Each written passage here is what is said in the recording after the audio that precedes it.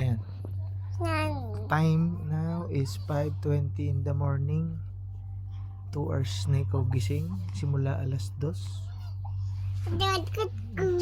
Chik. Dahil ikaw ay nagsuka. Nagsuka ikaw. Tapos, oo. Huwag mo pindutin. No. Ikaw, salita ikaw. Sabi mo, hello. What can you say? What happened? Ayan, masamang pakiramdam ni baby.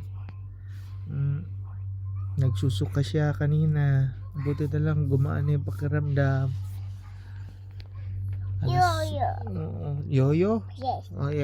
Si Yoyo naman ay nasa trabaho. Nagtitinda sa palengke si Yoyo siguro. Kaya hindi nasagot sa tawag. Hello. Heyo, Yoyo. Ayaw. Ariko. Ayaw. Ayo. Ayaw.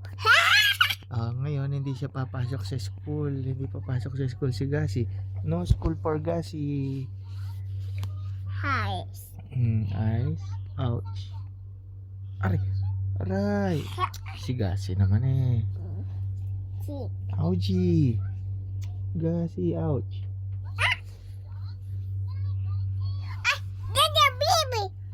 Baby. Today, no school for Gasi. Kasi may sakit si Gasi. Biglang nagsuka tae. Buti na lang nakarecover agad.